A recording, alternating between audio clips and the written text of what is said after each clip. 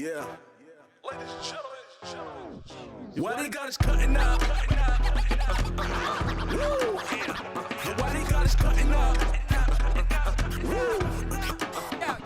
Why they got us cutting up? Yeah. Why they got us cutting up?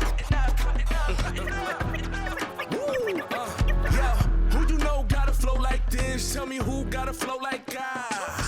What's up, world? What's up? Of course, you already know who it is. It's the Cuttin Up crew. We are back again. Again. What up? And, normally I go straight to my left to the lovely SDOT Lee, but unfortunately, SDOT is unable to be with us this episode. So shout out to SDOT, but we do have a great replacement for this episode, Bria Kamado. Yep, that's right, Bria Kamado. How you doing today, Bri? Oh, I'm fabulous. It's amazing being here with you guys, back at it again in the studio. So thank you for having me. Most definitely. It is our pleasure and our honor. Bri is an actress. What do you call the fire twirling? Does it have a name? Fire baton twirler, fire performer, fire goddess, whatever you want to say. Actually, no, that fire last goddess. one was Okay, dope. all right. Fire goddess. All right, a go ahead. professional fire goddess and actress, and anything else? Documentary filmmaker, I would Oh, say. okay. Civil So what do rights you do on your activist, weekends? women Get rights down, girl. activist, Yeah, film Bri and I activist. had Gosh, I really do a great lot. conversations about activism and politics. Yeah, Like we she love knows her politics. stuff. Yeah, she knows her stuff. And of course, this almost didn't happen, but fortunately for us, it did. The Tropical Papa himself is in the building with us. What's good, TP? Well, Trop. Man, it feels good to be amongst the living, man. There's always a good What day. happened to you this week? I'm back from the weary land, man. We here, so Indeed. that's all that matters. All right. Well, you already know. Last but not least, we got the incomparable, the wonderful, snap. the magnificent, the There we myth, the magical legend, Oh, snap. Robert Covington in the building. What's good, man? What up, y'all? How we doing this week? I missed y'all, man. good. You too with the fire. I expect you to kind of like throw fire at your hand or something. Walk around with the fire. Yeah, always on brand. I'm Man, I wouldn't be shocked if she was just like, and fire was like between your right. fingers. Right, gonna have to right. get a magic kit. Start that out. So something really cool happened today, and and it goes so well with the topic that we want to discuss, or that we're planning to discuss today. We're going to focus this episode on health and wellness, and there's many facets and forms that takes. There's many different ways. There's 20,000 different ways to pursue health and wellness. Whether you're competing, whether you just want to be healthy, just living better, want to live happier, freer, be able to run and jump and do all those good things that we all love to do. And or if you're bodybuilding, powerlifting, CrossFitting, all that good stuff. You guys are pretty good looking, healthy people. Yeah, man. Why he stop on me? Why he stop on me? Ain't nobody stop on you, man. I'm saying, you know what I mean? In Africa, bro, they consider you balling. Well, like, you you powerful. super healthy. You run this. I look like I'm sick. And so, but no, just want to cover that and just talk about some different perspectives and topics. But the special that we have along with today's episode is a good friend of mine, someone that I look up to. He's an unofficial mentor. He don't even know it yet, but I listen to this man every day, or I'm watching his videos. I'm sitting with my son. Before we got to rolling on this episode, I showed him because my son is constantly hearing CT when I'm in the gym. And just when I want to show him some things that, to be inspirational. So, today he got to look up on the screen and actually see who is this man I hear talking that my daddy is always listening to. Yeah. Today in the building, we got the one, the only, the legendary Compton Superman, CT Fletcher. Yeah. Hey, In the building. What's up, man? Building, baby. It's an honor, man. Thank you for having me. Everybody don't have the testicular fortitude to have the Right. Indeed. Exactly. That's one of my favorite from it's one of the clips. I can't remember. I listened to it on audio. It's on Apple, and that's one of the things that you say that I love listening to over again. You get up off your couch. You want to be comfortable, take your ass home. Pull up whatever intestinal fortitude you got. Yeah. I love it, man. I love it. How you feeling, Pops?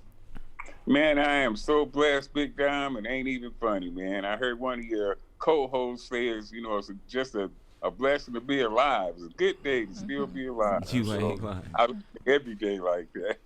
Yeah, and you do. I mean, from just watching the videos on you, just listening to you, seeing your story, your documentary, and then even just talking to you. And CT and I met for the first time. Actually, this is how cool he is too. I just reached out. I commented on a post he had made a while back, and I think it was about a year and a half, 2 years ago.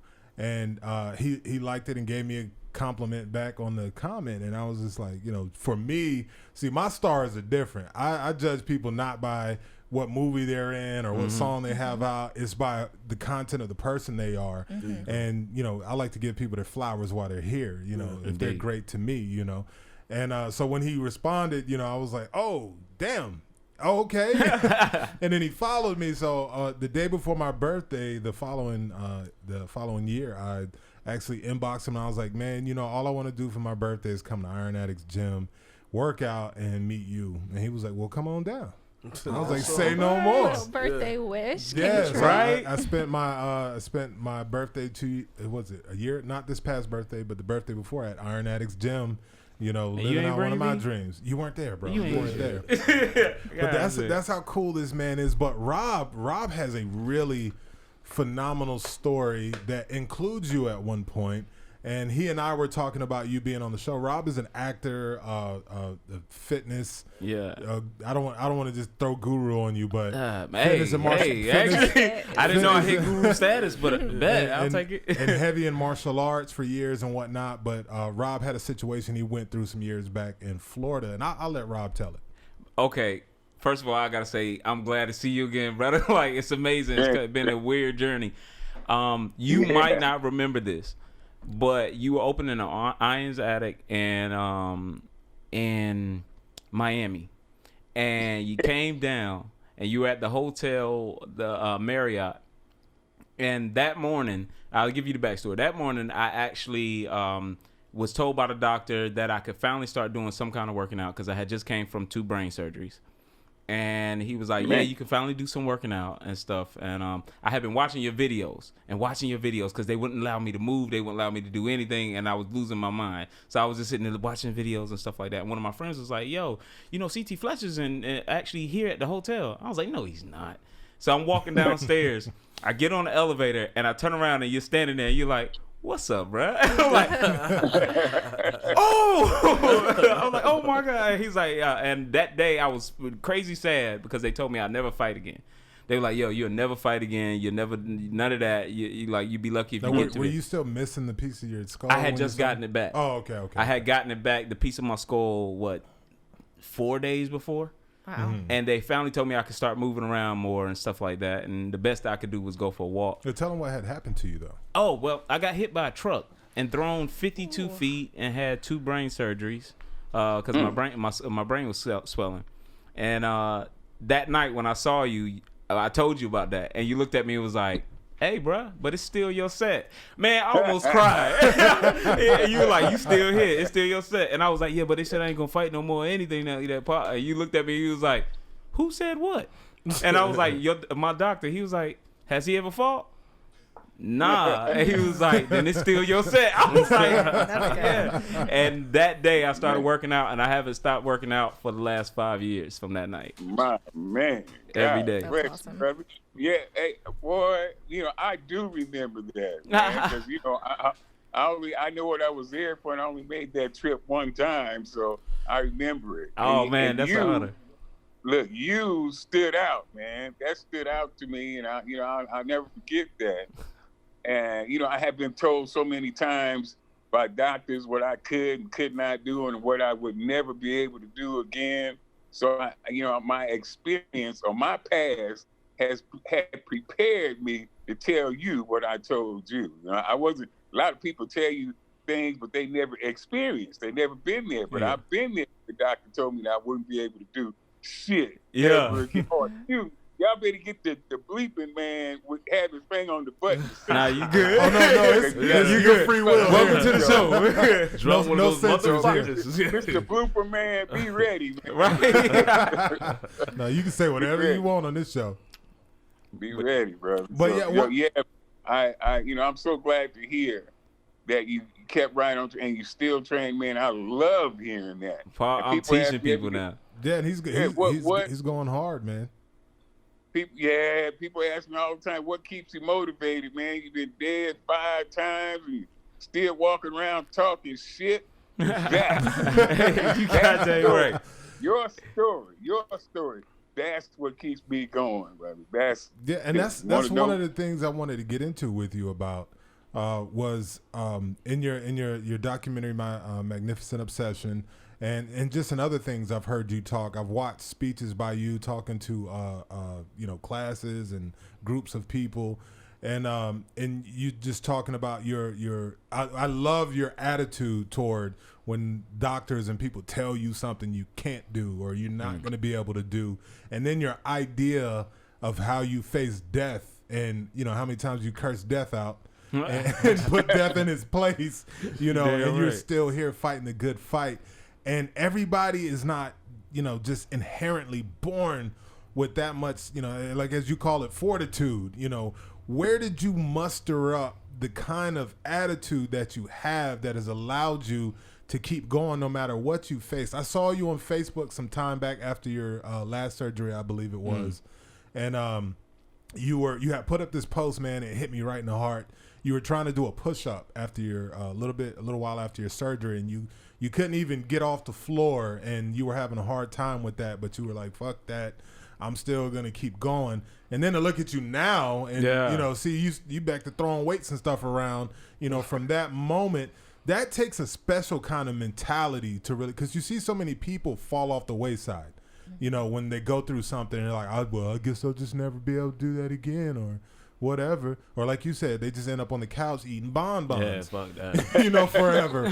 But then you have people like yourself who have just such this, mentality of steel. Like, where does that come from? Where do you conjure that in your weakest moments that maybe somebody else could also use when they're going through something and they think back to C.T. Fletcher said? What would you say that comes from? Well, one of the things I like to say, Big Dom, is it's only impossible until some crazy motherfucker comes along and does that shit. You damn right. They thought a man would never run a mile in less than 4 minutes until a motherfucker did. Right. They thought a man would never walk on the moon until a motherfucker did it. Right. They said things are impossible. For a while there, they said the earth was flat until the motherfucker sailed around it. So it's only impossible until some crazy ass motherfucker comes along and does that shit. It does that. But that didn't tell you where I got it from. Where I have a little advantage, Big Dom. My mother was sick most of all my growing up years. She was sick most of her adult life. And I had the example in my home. I got to watch somebody go through something for her whole life, in and out of emergency rooms, rush to the hospital, all the time at death's door. But whenever you ask my mother, Big Dom, you ask my mother, Mrs. Fletcher, how are you doing? Her answer was always the same. I'm blessed. Amen. No matter what, I'm blessed. I'm still here, so I'm blessed. So I had that example. So that gave me an advantage when I had to go through something. I look back on how my mother faced it, how she faced death, how she faced all the ups and downs and all the trials she went through. And if she was blessed, it was good enough for her, and you better damn well believe it's good enough for me, Big Time. I'm blessed, bro. Most definitely, and I definitely understand that. And I remember watching you tell that story about your mom in the documentary, how powerful that was. And I grew up with and as did Rob, because like I said, we're first cousins. We were raised more like siblings. Yeah. And my brother has cerebral palsy. And so, he's my older brother. So, all my life I grew up with this guy who has the normal use of only one arm, and his legs and other arm, he could walk a little, but, all his life is nothing but, struggles and overcoming something, and, just how vicious his mentality was to be like everyone else. You know, he didn't like to. He get mad at you like, I can do it. You know, you try to help Juan, you need some help. You're like, no. You know? And he was just hell bent on doing things for himself. And so I always grew up, you know, with that same mentality, because anytime, you know, I wanted to make excuses for myself, or, you know, somebody like, man, that can't be done, or this can't be done. And I'm just like, what do I look like complaining after I've, you know, grew up my whole life with this person who their dream is something like, if he could just take off running, something as simple as taking off running would make his whole life. And, you know, having those little things that we take for granted. And so I always felt like, you know, growing, I don't have excuses for anything. You know, and the things I've done in my life have just been a testament to my mother as well, the things my mother taught me. And then having that example growing up with my brother, who, you know, it's like he's pushing to do these simple things daily. And who am I to, you know, come up with excuses? I can't do this, I can't do that. Life ain't fair. Or complain. I never had that ability to be like, life ain't fair, because who am I? I'm winning just by being able to just walk around, jump, do all that. In his world, I'm winning. And drive. Yeah. Because you remember he always wanted to drive. Right. You know, and stuff like that. So I definitely understand where that comes from. I want to get into a little bit of the health and wellness, and I'm going to let the rest of the hosts, you know, hit you with a few of their questions. But one thing I definitely want to know is there's a lot of different directions you could have went with it. Because that attitude that you have and that mentality, you were going to have it no matter what field you went into. What is it about health and working out and bodybuilding and that world that, because now you're a staple in that world? Oh, you know, I don't know if anybody told you or you've really settled that yet, but you are a huge staple in that world. And it's, you can see your passion and how much you really have a real love for it. What is it about that world that made you just give your all? Because you pretty much have given your life to that. Yeah, pretty much. It started out as a young kid, hearing stories about my grandfather, my father, and I have my older brother. My grandfather, they call him Grandpa Mule. I told a story on YouTube of how he used to cut paper wood down in Arkansas. And they loaded up the wagon with paper wood, which is logs. For you guys who don't know, the wagon loaded up with logs, and it got stuck in the ditch. And they couldn't get the mules could not pull the wagon out of the mud because it was stuck in the mud. Lord. And my grandfather, they say now, this is how the story goes. My grandfather told me, unhitch them fucking mules. And he reached down there, Big Dom, and he grabbed the front of that wagon and he pulled that sumbitch out the mud. By Damn right. Damn right. Now, Stronger than a mule. that 4 mules, probably. Wow. 4. Now, I heard that story, you know, for my whole life. I'm 4 or 5 years old, and I hear that, and I hear how my dad pulled a tree out the ground with his bare goddamn hands. I see my brother, my older brother Walt, used to squeeze grown men hands when he's 12 years old and make them get on their knees. So growing up in a house like that, Big Dom, I had no choice.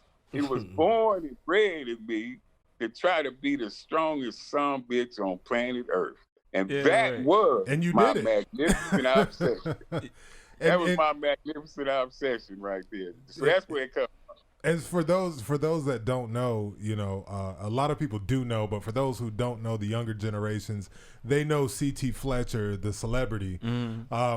Some people don't know C.T. Fletcher, the record-breaking powerlifter, who was the strongest man in the accolades for being the strongest motherfucker on earth. Can you tell everybody a little bit about those days? What, you know, how'd you go from just, you know, being a strong motherfucker to I want to go have records around the world? Yeah, I started out in the backyard, my older brother Walt, and we were always from elementary school on, the Fletcher brothers were known. The only person that I would allow to be stronger than me was him. So the Fletcher brothers, you know, he'd be the strongest and I'd be the second strongest. In high school, same way. And I didn't go to college, so but after a while, I decided, you know what, I was always trying to play catch up with my older brother, but after a while, I decided You know what? That ain't quite good enough. After I called him, I wanted to be the strongest. I want to know when it's unanimous, when every son bitch on earth say the CT Fletcher is the strongest man, then I'll be satisfied. Yeah, But right. there's always gonna be somebody who say, "Hey, my cousin Eagle, my third cousin removed the strong." They always know somebody that's stronger than you. So, I wouldn't be satisfied until it was unanimous that I was the strongest. So Yeah. that's what I pursued. And you were, what did you call it? A sidewalk cracking motherfucker. The Compton Superman. Compton What they call him. Yeah, yeah. Lord have mercy. You got to watch videos. Anybody who's watching this or yo, listening to this on podcast, you have to go watch some of those videos from CT Fletcher's powerlifting days. He was a beast. Yes, sir. Now, you know what I love doing with the videos? When you're working out. You mess around and kill yourself listening to CT Fletcher.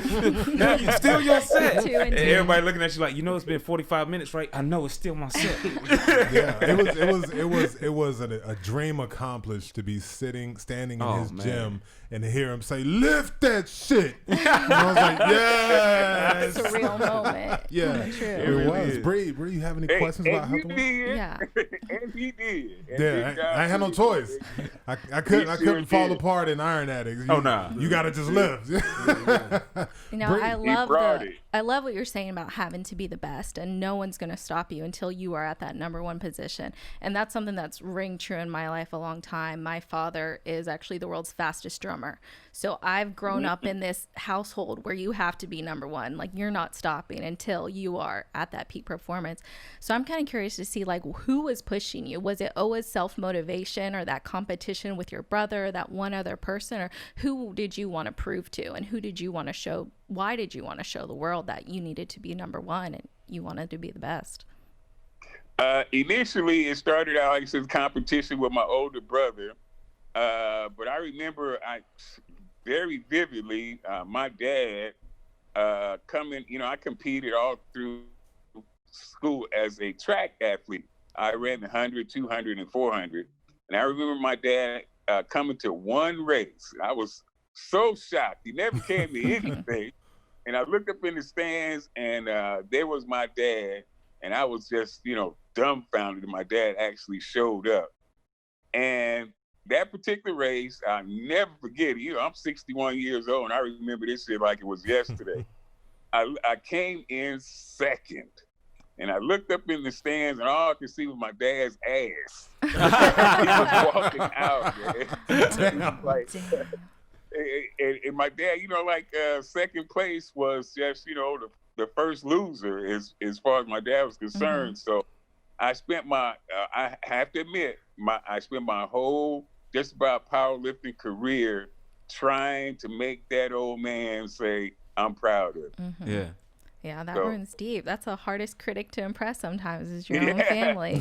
They're going to hold you to a different standard. But I just wanted to make them proud. Yeah, I think you've done that. I think you've and I love that attitude. Something you said in one of your videos that it's always in my head is, when you would walk into a room, a competition, and it's like, which one of you motherfuckers is coming in second and third? Because the winner is here. That's my mentality I go into with everything. So when I heard you say that, I was like, okay, I'm not alone in this world. That's how I operate. I walk in fights like that. You do know I'm the realest, so it's okay if you lose. The winner's here. Which one of you y'all can fight over second and third. You can lose. It's all right, bro. Don't worry about it. Don't feel bad about it.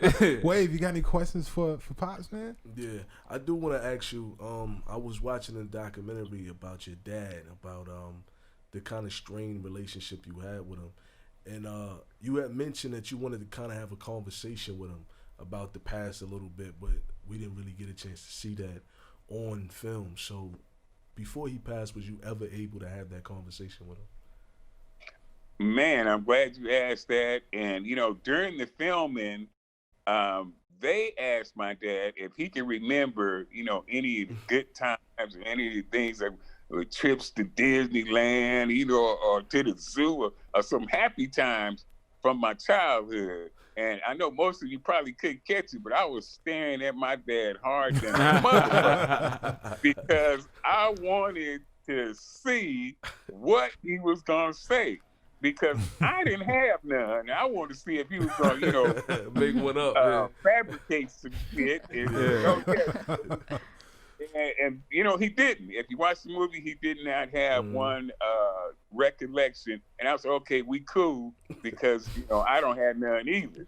But before he passed away, I thought that I may pass away because it was right before I had my heart transplant. I got to, I wanted to make sure that I cleaned my slate. Because I carried a grudge, I carried hate for a long, long time. And I'm telling anybody, if you carrying hate, that the weight of hate is heavier than any weight I ever physically lifted. Wow. I mean, the weight of hate is it just weighed on me, and I'd be fighting in my sleep. I was 50-something years old. I'm fighting in my sleep, punching and kicking. I'm still fighting against my dad, man. And I'm like, I want to get rid of this shit, just in case the good Lord says it's my time and I'm not going to make it. I want to make sure that I leave here with a clean slate. So I went to my dad. I waited I was 58 years old at the time. I said, look, Dad, I've been carrying this shit against you my whole life. And what I want to do, I want to get it off of me. I don't know if I'm going to make it or not, but I want to get this off of me.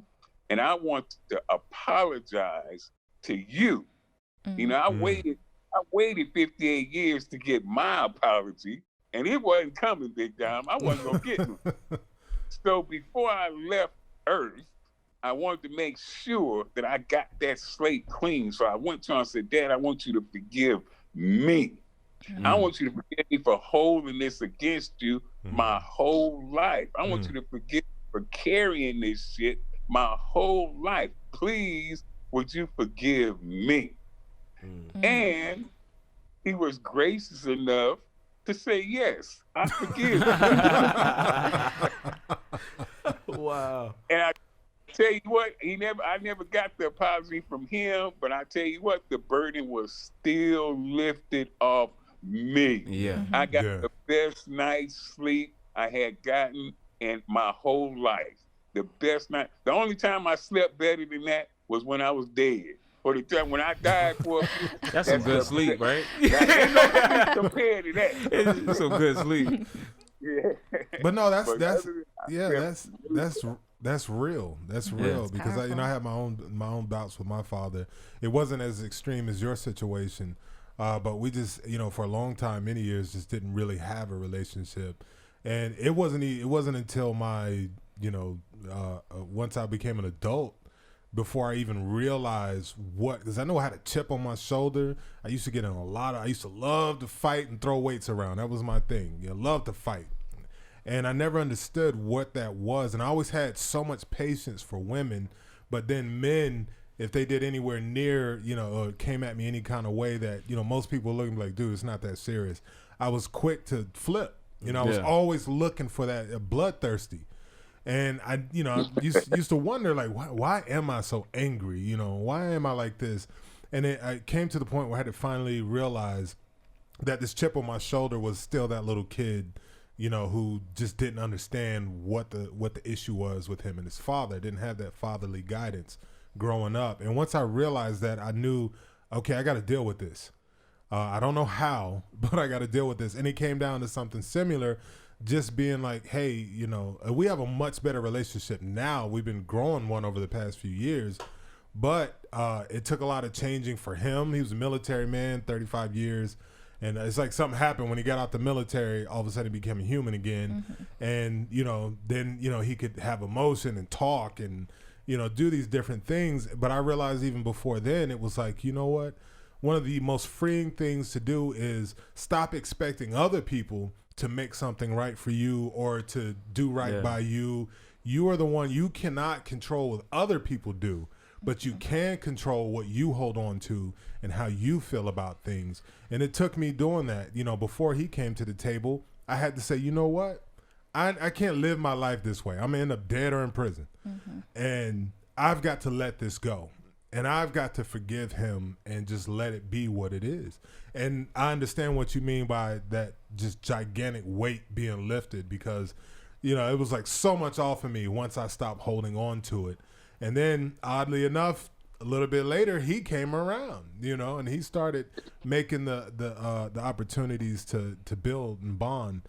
And so that's just a huge thing that I'm glad you said that. I'm glad, Wavyy, that you asked that, because that's something that is so important for everyone to learn how to don't hold on and let other people have that power over you and have those sleepless nights, because it will affect you in ways that you don't even realize. You're like, what's wrong with me? You know, and it's because, you know, subconsciously you're holding on, waiting on that other person to come out and to make it right. And you're giving them the power to, I can't function at 100% unless you come and make something right with me, instead of having the intestinal fortitude to dig down deep and say, I'll kick this shit out myself. And sometimes they're not even around to do it anymore. Yeah, that too. Yeah, that's one of the hardest things. I'm a big advocate for therapy. I love going to therapy and being in it. And my therapist always tells me, she's like, you have to stop wanting the best for people who don't want the best for themselves. You know, some people don't want to change. You know, they're not motivated by the same things you are. You might have all the best intentions for them, but it's going to be that weight on you. You're going to be carrying the weight for them instead of them holding it themselves. And sometimes you do have to step back and let that person fight for that love from you too, and fight for that relationship too. And it's not always in your control, but when they come around, man, it's a beautiful feeling to see them wanting to start to change, to be on your level. Absolutely. It's funny you guys say that, because growing up, I didn't have my dad in my life, right? He was, but he wasn't type thing. And finally something kicked off to I wasn't doing okay in school or whatever, and my mom called him. And he's on the phone and he started talking crazy to me, like, I kick your ass, And I felt like he didn't deserve the right to say that kind of stuff. It was like, you ain't been there. Like, how you gonna say that? So I started talking back, I'll fuck you up. Like, it was something that was in me, and I just started saying it. So finally, when me and him, like, when we finally got around each other, he was waiting for an apology from me. And I was like, wait a minute. Like, he just kind of reversed the table on me. So I really understand what you're talking about when you say that. I just end up apologizing. It was like, it is what it is, you know? You got to heal your soul. Yeah, so I did. Amen. Yeah. Right. Yeah, because mental health is a huge part of health and wellness. You know, a lot of people think I'll you just say honestly, it's got to be about 90%, because I've been in gyms where I know how to do it. I know I can lift this. I've done it before, but my mind was slightly off, and I just can't get my heart to do it. What I know I can do, I do it all the time, you know? Yeah, that mind-body connection, it runs deep. Yeah, it does. Yeah, most definitely. Well, we're not going to hold you up forever, Pops. I'm overdue to get back out there and hit the gym, and we got to have lunch. I got to come. Yeah, we got to have lunch or dinner or something, man. I miss you. And I definitely wanted to have the show and have the world, you know, get another taste of CT Fletcher's mind, and in my Cuttin Up crew. Lady SDOT Lee is not with us today, our normal host, and we got our wonderful guest host, Bree, with us. And so if you could just tell everyone where they could follow you, you know, look up your information, whatnot. And Pop, you got to give me one more thing. You launched me for the last 5 years. You got to give me a goal, something else to launch me for the next 5. Okay, ctfletcher.com. It's simple. You can find out everything that's going on about me. All the social media links are on there at ctfletcher.com. And I guess I have to let you know the same thing I let you know when you was in the elevator 5 years ago. I know you're recovering, kicking ass, but it is still your motherfucking. That made it. I'm good. Let's go. So, we love you, man. I'll be talking to you soon, and I'll be seeing you soon as well. And hopefully I can get this guy there with me. Oh, yeah, I got to come. And if Waves out there, we can convince him to go to the gym. Yeah. It's all right. Thank you. Thank you, sir.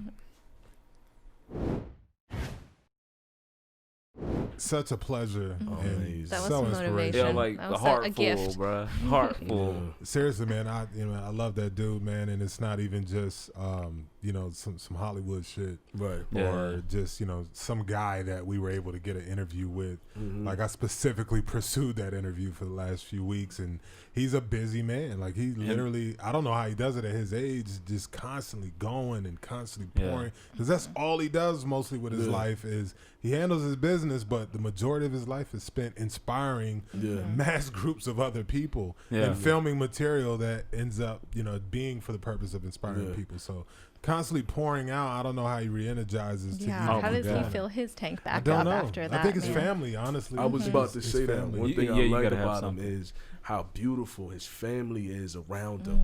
Like they really fuel his fire. Like I was watching the documentary and I was like, wow, like me, I always like, man, I can't have a lot of kids or whatever. And then I seen how his kids are around him. I said, I need to have me a football team, right? You know what I'm saying? On your I was like, I side. need to go in. Yeah. So And so, I mean, that was a great interview with, the legendary C.T. Fletcher, Bro, and I'm crazy. a good thankful. friend of the show, and myself, and just family. That's family right there. And so, but, we're talking about health and wellness. yeah. And I didn't want to get too far away from that, at the moment. And so, I'll start with Rob, man, and just, we want to give people some tips and just talk about the importance of physical health as well as mental health, especially in these times we're living in right now. We're the Cuttin Up show, and we're the Cuttin Up crew. We get crazy and we get wild, but there are times where we have to, try to deliver some information or perspectives that can help the people out there that's watching and listening to us. That maybe something we say helps somebody's drive or helps somebody push toward a goal or whatnot. Same thing CT did for us. So you're a trainer yourself. You're also a martial artist, and you've been doing martial arts now what, 15 years, 12 years? How's it? No, bro, I am actually at 20. I'm at you're at 20 now? I'm a little bit above 20 actually, because I started when I was 9. Does that Taekwondo. mean you're a sensei now? I 20 am a years? Sifu.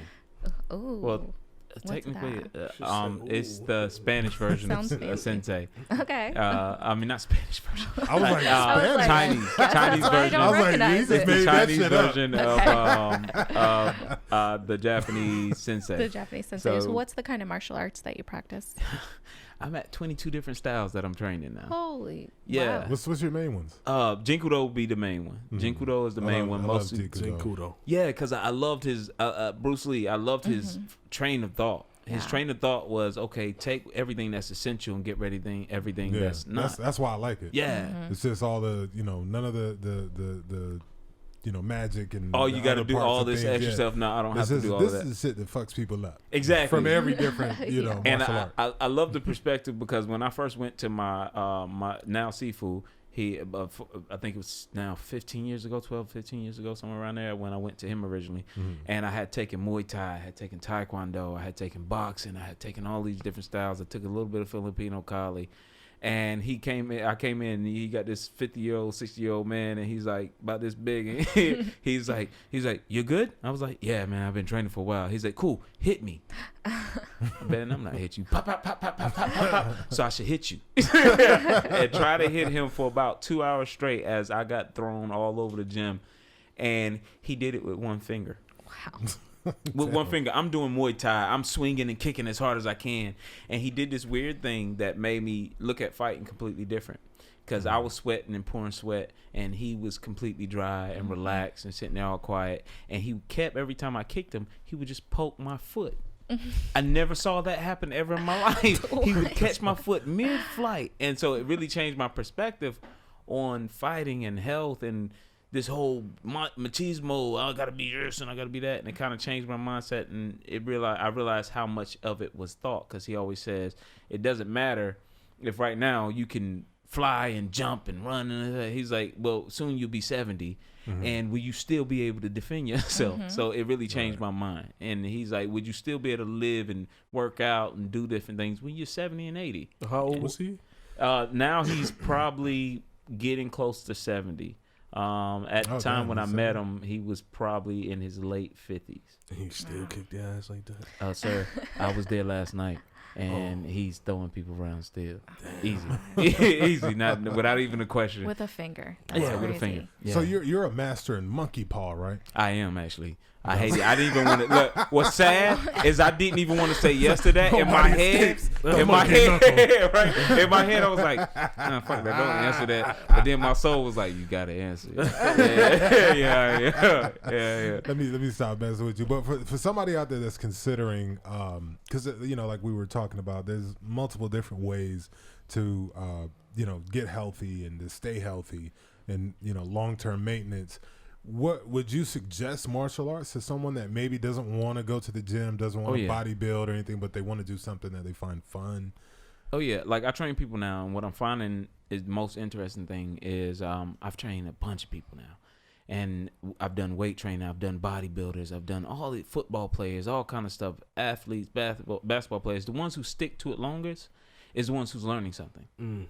Someone that has something that hasn't yet been achieved. So like people that start with boxing, I've noticed actually stick to getting in shape longer because they have something that they haven't received yet. So they're constantly going. But when you go, oh, I'm going to start working out, and then it's usually the first of the year, and I'm going to start going to the gym 5 days a week, and it's cool, but you're not really achieving something. And like I tell most of my guys who do train, I try to tell them, you got to remember, this is not just training so you can be looking a certain way, or you can. Old guy in Miami gave it to me best. He told me, he was like, you know why you train? I was like, why? He was like, it's known that your health depends on your mental state, and if your health depends on your mental state, you could not be seeing things right. And he was like, so imagine putting on some green goggles. Everybody else sees things as normal, but you see everything as green, like anger. And he was like, you get angry and you don't even understand what's wrong with you. But it could be something as simple as something you're eating. And I would imagine that martial arts, unlike a lot of other things, one of the big staples of martial arts is discipline. Oh yeah. Which, with weightlifting and CrossFit, calisthenics, whatever, that's not really like, you need discipline, but learning how to do the workout isn't teaching you discipline. You know what I mean? You've got to find that somewhere else in yourself. But the thing I like about martial arts is one of the main staples is teaching you, especially from the beginning, is discipline. Oh yeah. Because you need that to advance, in martial arts. And so, having discipline with the ability to, physically improve and work out and learning the different techniques and all that stuff, I think is highly important. Or am I just... No, you're completely right. Because, I love it. The fact, someone asked me, it was like, Rob, you're so nice. How are you able to be so nice? I say, I can afford to. I'm not afraid of you. So, because what's the worst thing you can do to me? Probably not that bad since all the stuff that I've been through. So I'm not afraid of you. And I've noticed a lot of the best martial artists, like my buddy Derek Brunson from the UFC. What's up, D? I train with him all the time, and he's one of the nicest guys. His coach, Dre, they're some of the nicest guys, and it's because they're not afraid of you. They don't have the ego of feeling like I have to prove anything. Why? Because I know what I can do. So it's like, I don't have nothing to prove. So when you go onto the mat, you're fighting that person. Is it more of like, does that motivate you, that person that's going to take you down? Are you self-motivated, or is it more of a community of fighters? Are you hitting your brother 1 minute and then, helping him up the next? So how does that tie into having that endurance and having that focus to take that person down, but also, do you bring them back up? Oddly enough, it is a lot of like I mentioned Derek. Love going at Derek because I can literally do everything. And I don't have to worry about him being hurt.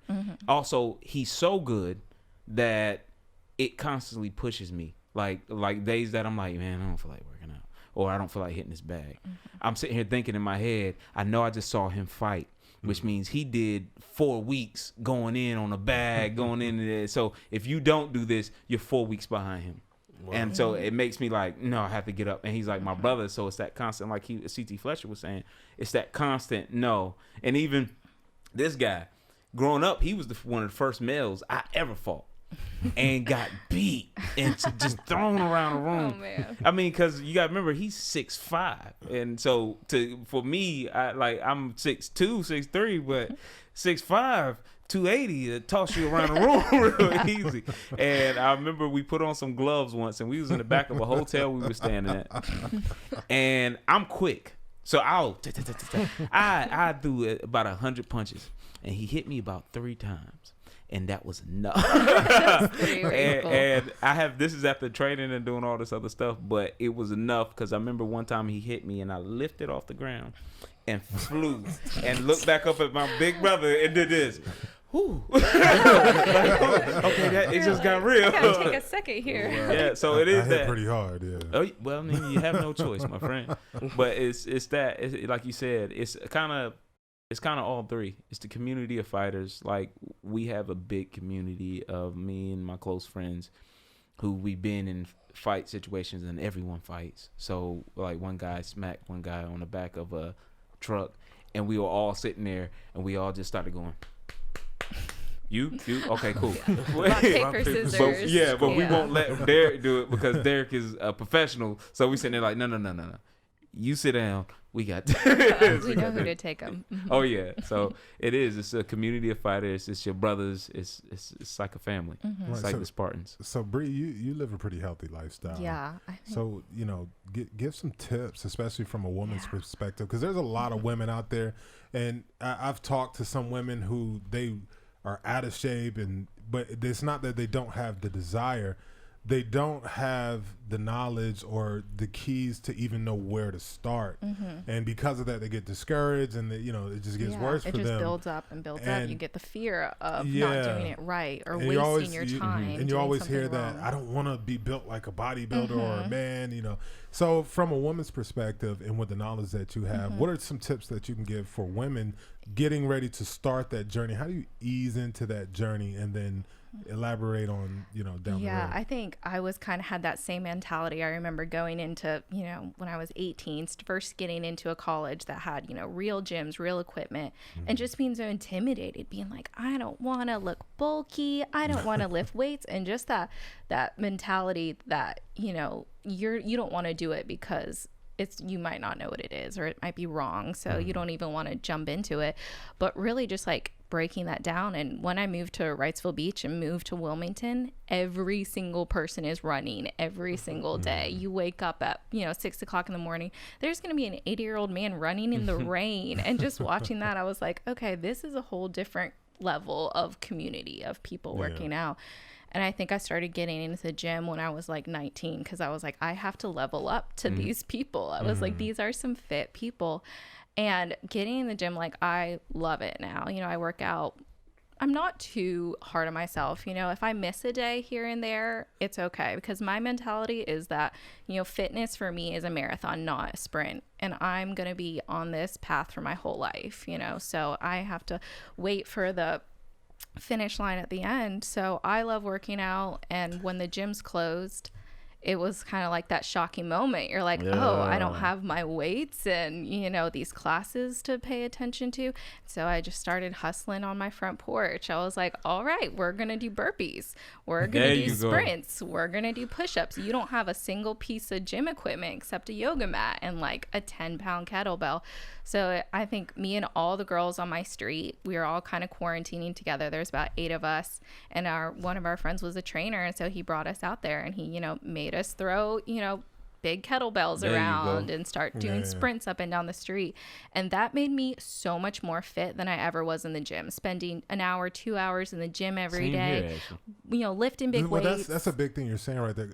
Most people think that fitness only happens in a gym. Where or there's that you so need many people, weights and right? things like There's that. so many people who get to their goals and look excellent and don't go to a gym. Yeah, and I was so surprised by that. Once I stopped going to the gym, I was eating whatever I felt like it when I was going to the gym because I was like, I don't care. I'm burning so many calories. I'm gonna go lift weights later, and it's fine.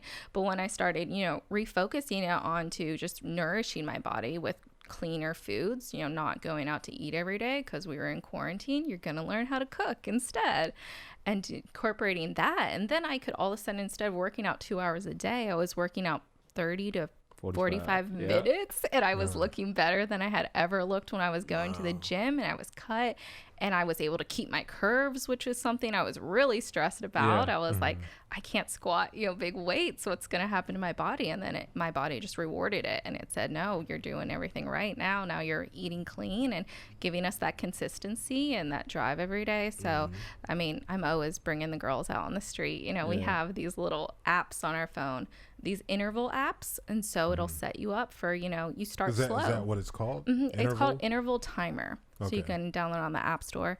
It's awesome because you don't have to, challenge yourself for a really long time. These intervals I was doing was 30 seconds of pushing, 10 or 15 seconds rest, 30 seconds of pushing. So I might be doing 30 seconds of burpees, a 10-second rest. That's a lot. 30 seconds of, sit-ups, a 10-second rest, and just that. Those burpees are killers. Like, Bro, 30 seconds of burpees. Yeah, Like she said that, my brain was like Like you think that's about to fun. like high school, junior high, football practice, and all of Bruh. that.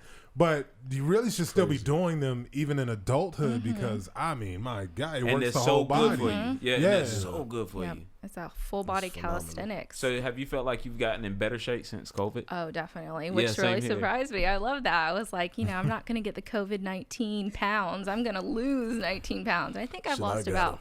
12 or to 15 pounds since quarantine started, and I didn't think that was going to happen, but I'm pleasantly surprised. Same Wow. here. Yeah, it's the fitness journey is one of the big things. I'm glad you said the things that you mentioned and brought up because there's so many different ways to get on that journey.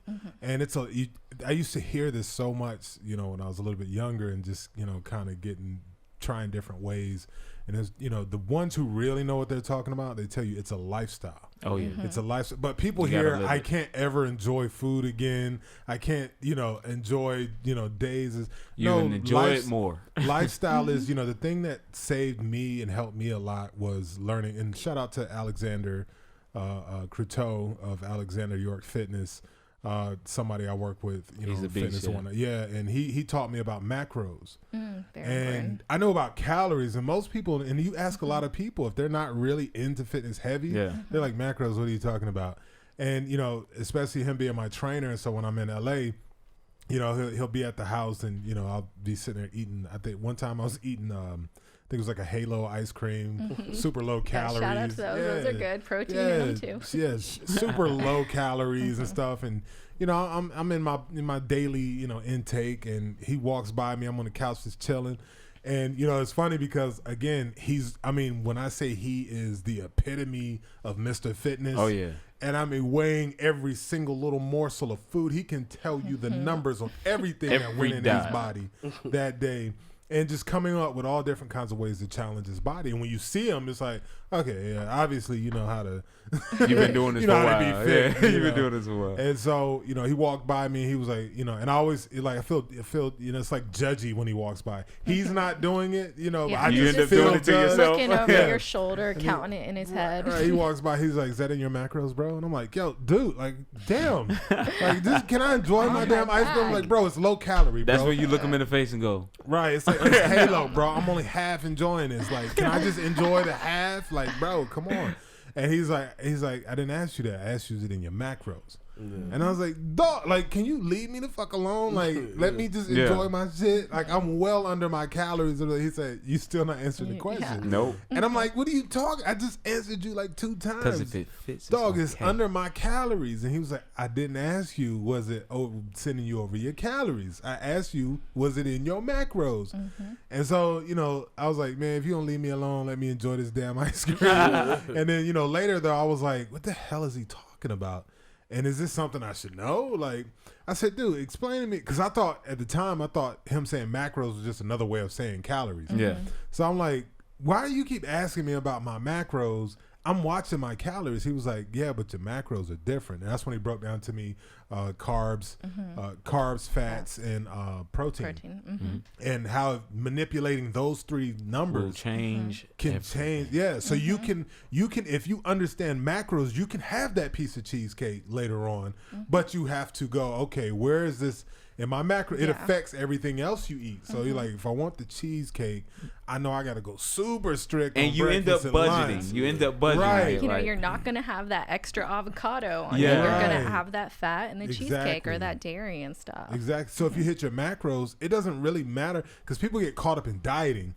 If you learn macros and you learn how to count those macros and what foods have what, then you can essentially eat what you want as long as you're doing it in proportion to your macros. Your body will still change as long as you hit those macros. Yeah. And even if you don't work out, you will And, still make have it, and some it makes still it track makes it. it a bit more simplistic too, because like Yeah. you're not So trying to much go, more oh, simple. well, I gotta have this many calories, and then, I don't even care about calories now. I Now only you care just about know, my macros. okay, I have to get this much protein in, and I have to get this much fat. Oh yeah, and I got to be careful on this carbs, Mm-hmm. and you can kind of just navigate Yeah. with that. You know, Any of you tried keto? did try it. No. No. Never wanted to?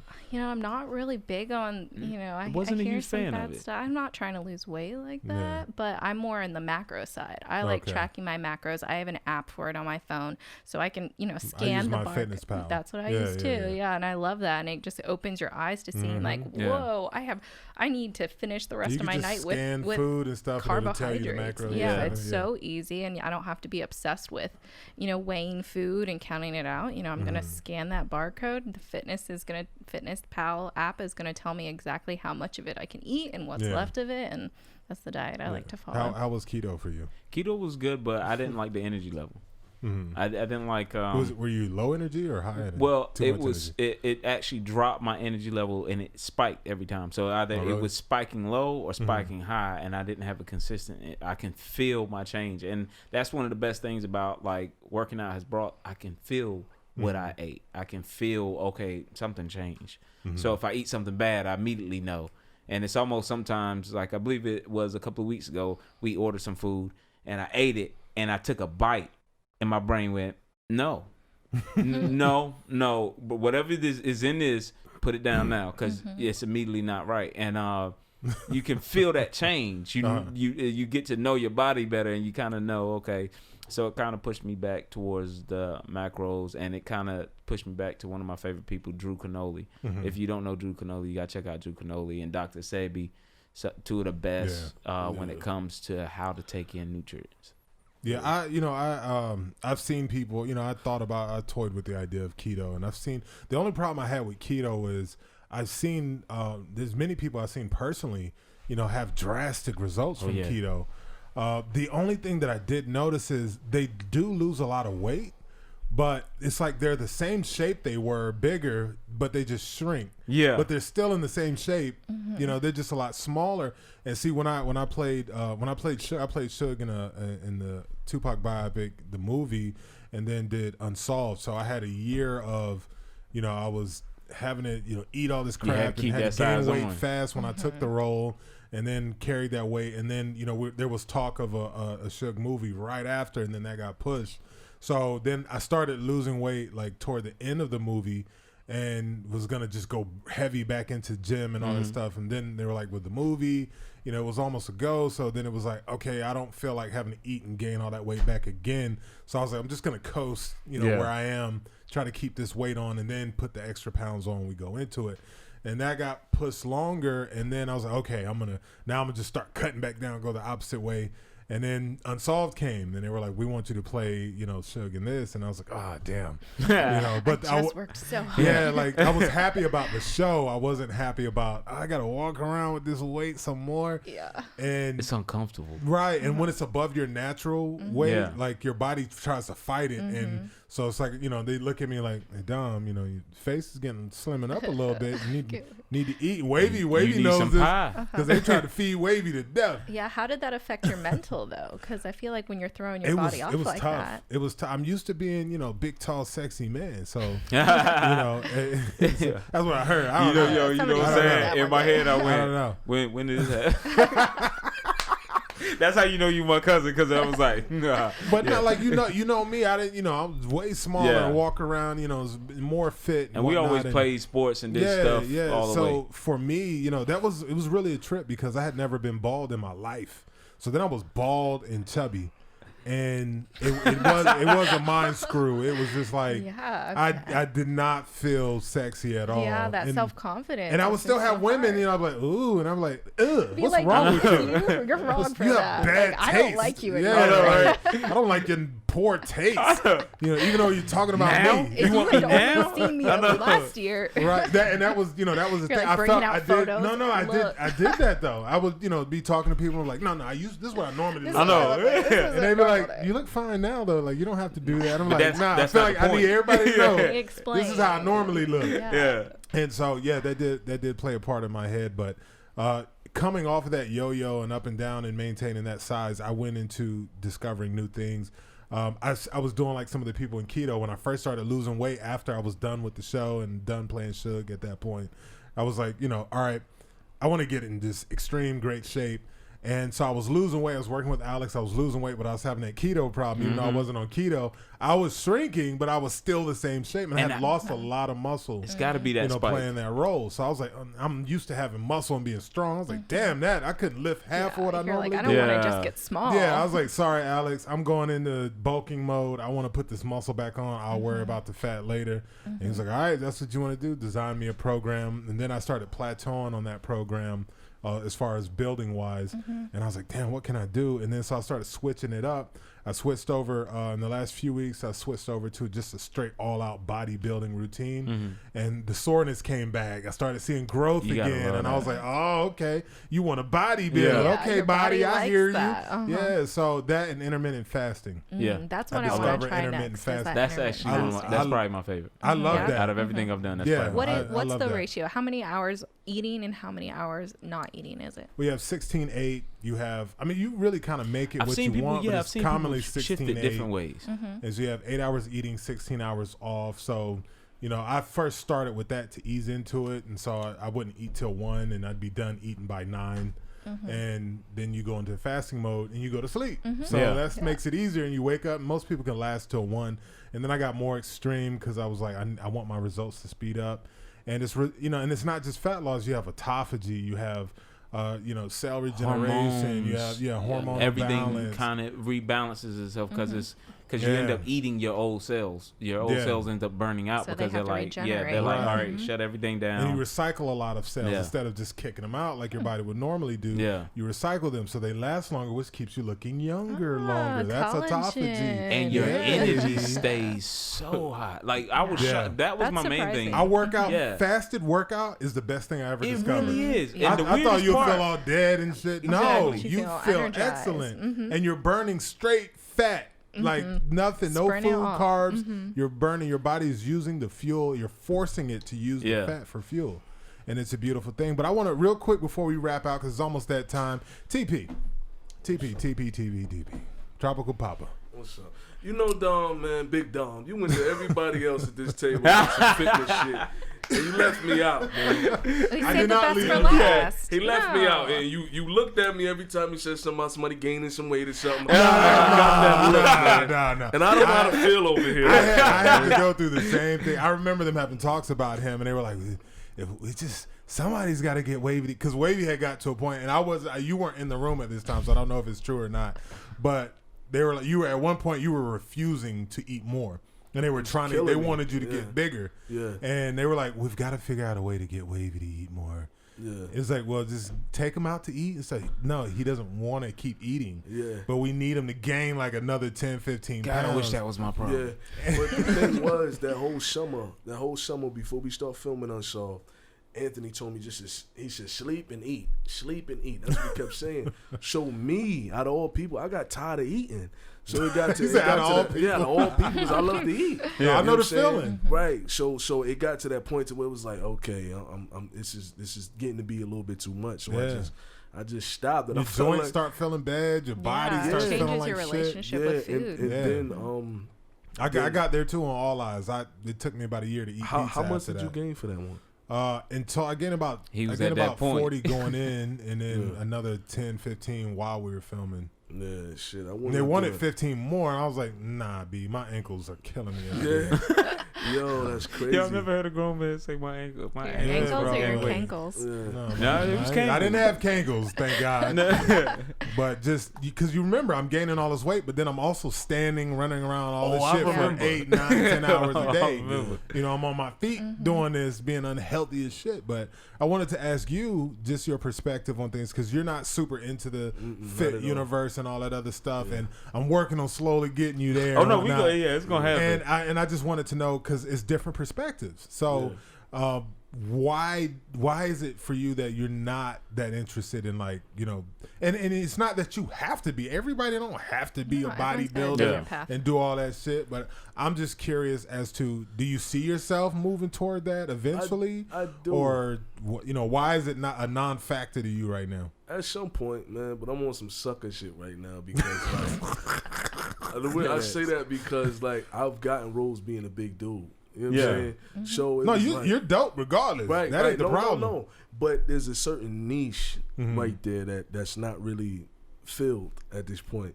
So it was like I didn't want to be like super. I didn't want to try to lose a bunch of weight. I thought about it. I've thought about it so many times. Even after we finished filming Unsolved, Anthony said he was gonna get me a trainer. You know what I'm saying? He was like, "Yeah, we'll get you a trainer." I never heard nothing else about it. You know what I'm saying? So I said, "Well, shit, he didn't do it. I'm not." You know what I'm saying? So I've been on some sucker shit, just thinking back to roles that I've been getting because there's roles in certain descriptions and it says husky dude or whatever, and I'm like, fuck with this husky. You know what I'm saying? So it's certain things like that, and then I got some other things contractually. Right, but you also do know, and maybe not right now, but coming down the road, because I'm gonna stay on your ass about it, pause.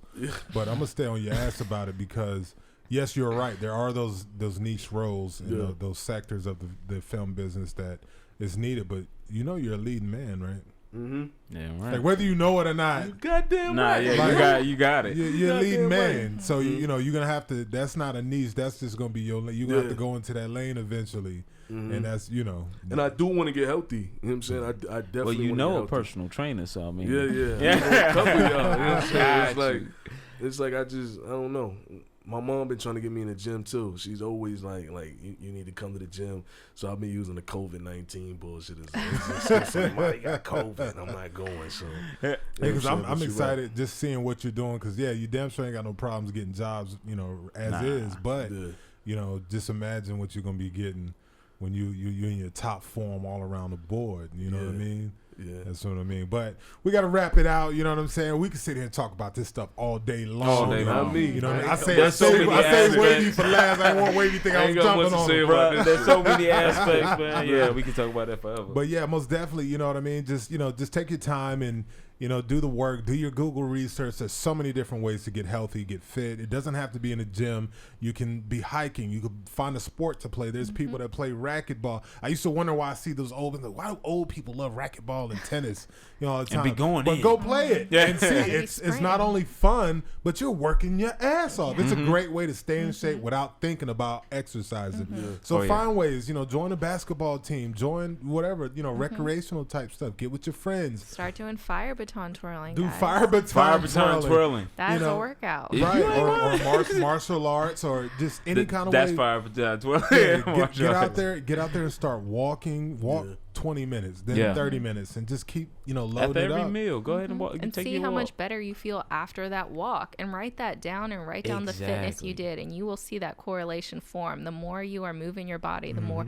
your mind and your body are going to connect, and thank you for that. And you'll be amazed how it affects you socially when you get around people. How you're just up, you're happy, you Yeah, feel and good. something- People feel good. Yeah, But that reminds me of something that Bree said earlier as well. Find a community. Oh yeah. Find a community of people like-minded, because, you know, anytime I'm on it when I'm on the East Coast, but I'm really on it when I'm back on the West Coast, because, you know, like, you know, you get to LA, you say some dumb shit like, you know, you want to go get some fried chicken or something. Fried chicken. Sweet tea. You put that in your Like, body. so you put sugar in your tea? Right. There's Shame. sugar goes in tea. Like, who would murder themselves? Why like would that? they do that to tea? Right. So it's like, you know, you feel like, oh God, I don't even want to bring up Never fatty mind. stuff. Like, anybody want to go get some vegan, you know, Yeah, shrimp? some green juice. Right. Some What's vegan shrimp? That's what they do. They just- big on that vegan stuff. I remember right before we start filming or whatever, it was I had just learned or whatever, and I was driving to the office for Unsolved. I was driving to the office, and I got there, and they said, Wavyy, what did you eat? And I was like, I ate some McDonald's, and everybody in the office said, no! Like, really? I was like, oh, shit. I felt like I just cursed or something. Yeah. What just It's like you said some wild shit when you bring up fatty foods. Yeah. Do y'all feel like that boosts y'all immune system or helps y'all immune system? Oh, God, yeah. Definitely. You know what was the number one thing I noticed is it sounds disgusting, but you know how you feel that mucus in your throat every day, and you kind of like, I don't have that anymore. Wow. Or at least I can tell when I've eaten certain things when it comes back. Yeah, when and that I'm dairy like, and that sugar gets in your body. yeah, and when mucus starts dairy, building sugar, up. and then sometimes with wheat products. Yeah. I So feel wheat? that. Wheat. Oh, weed. Yeah. Well, so in that'd be closing fine. remarks, everybody love yourself enough to put in the work, do the research. If you can't figure it out, then invest in yourself. Find somebody that can teach you how to do these things and teach you a path that's right for you. If you're starving yourself, you're not on the right diet. Okay, the right diet leaves you full, or what they call satiated, and full of the nutrients and the things that you need. And you can have some of those bad things. You just got to know when to have them and how to have them. Learning macros, learning these. There's so many different programs out there now. Alexander York Fitness is a great way, and there's many others that you can also look up and go to. So, just love yourself and, love your friends and family, put them onto the information you learn, do it together, build a community if you can't find one, and, live a long, healthy life, And I will give you two people that you should definitely check out. If you're talking about health and nutrition, you should be looking at Drew Canoli. If you're talking about training and weightlifting, you should look at Athlete X. You got to look at Athlete X. CT Fletcher. CT Fletcher. And if you're bodybuilding, you got to look at if you need the motivation to never CT stop Fletcher. and go ham, CT Fletcher will help you get there. Especially if you need somebody to tell you, get up off your ass, motherfucker, and get put in that work. It's still your motherfucking set. It's still your set. And we're out this shit. Thanks for cutting up with the Cuttin Up crew. We'll be back. Much love to you, lady SDOT Lee. Don't get mad at us. I know, right? You know what I mean? We still love you, Don't girl. chop our necks off. You know we still love you, girl. Yeah, you back in here next time. Yeah, It's a get well. placeholder. Yeah, get well and get. Oh no, she loves you. So we got a good one. So she likes Bree. So I think we're good. You know what I mean? But I'm talking about for me, Tex usually gets the last words. You know what I mean? So I hope I did it justice. And so. But anyway, as she would say, live in your truth. Living your truth. And be kind. And we out of here. We out. Why they got us cutting up? Woo! Why they got us cutting up? Woo!